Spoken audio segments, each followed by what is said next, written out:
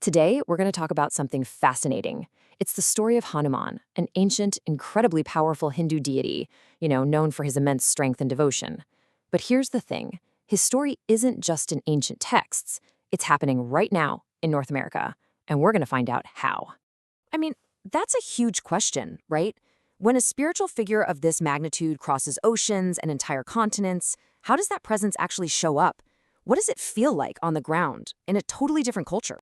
And the answer, really, is the whole points of our explainer today. You see, it's not always about the flashy headlines or some giant structure you can spot from the highway. So often, it's found in these quiet, almost unexplainable moments, the kind that just defy logic and can change a person's life forever. So, let's start with the big picture, just to get a sense of the scale we're talking about here. On the one hand, you have these massive, very public displays of faith, like that towering statue down in Texas. But for every one of those, there are just countless unseen, deeply personal encounters happening all the time. And it's this contrast, between the huge public scale and the intensely intimate one that makes this whole story so compelling. To really get a handle on this, let's dive into one of the foundational stories of Hanuman in America. It's a story that almost feels like a modern myth in the making. The journey of this one statue is really the heart of the whole legend. I mean, picture this. A massive sacred sculpture is made in India. It gets shipped to the US back in the 70s. And then it just wanders. For years, it was literally on a trailer moving across the Southwest from one farm to another.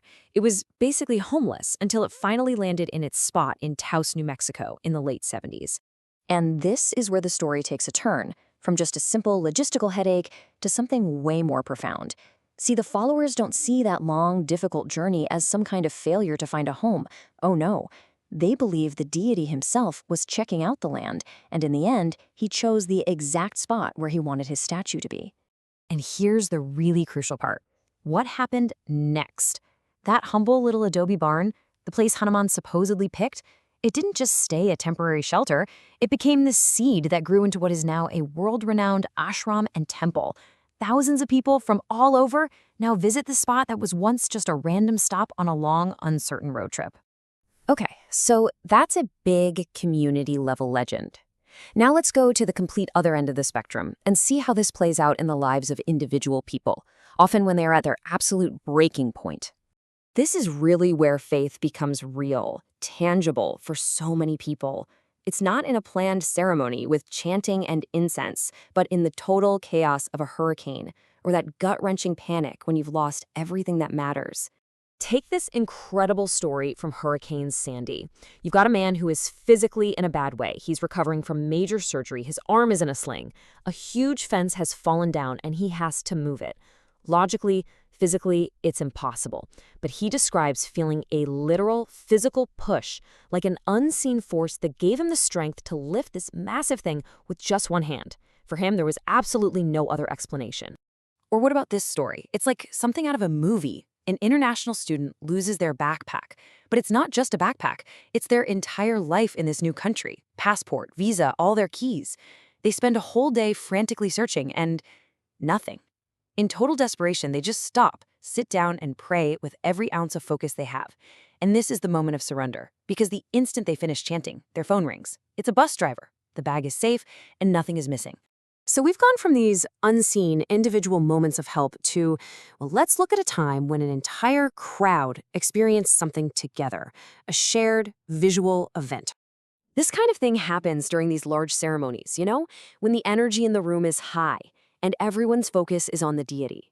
These aren't personal crises. They're moments of collective worship, where something extraordinary is seen by many people all at once. In one American temple, during a ritual with all the chanting and the lights, this is exactly what they say happened. The specific way the light and shadows hit the statue, the murti, it created this unmistakable illusion for everyone watching. It looked like the stone eyes of the statue just opened. And the reaction? It wasn't a big cheer or a loud gasp. It was a deep, profound, emotional silence. The entire crowd, seeing this happen at the same time, was just stunned. Now, whether it was a trick of the light or something more, The impact it had on every single person in that room was undeniably real and incredibly powerful. So, when you put all these stories together, what do they really tell us? Let's kind of pull back and look at the different ways this belief actually takes shape. I mean, we've seen the whole spectrum in just this short time. Faith shows up as these giant public statues. It gets woven into the origin story of an entire community. It appears like a helping hand in a moment of absolute personal crisis. And it can even be a shared visual flicker of the divine that a whole room of people experiences together. And that really leaves us with a final question to chew on. After hearing all these accounts, from a wandering statue to a mysterious push and a collective vision, it really makes you wonder, is the divine presence located in the physical thing, the stone and the paint? Or does it truly come alive in the experiences, the memories, and the powerful stories that we tell about it?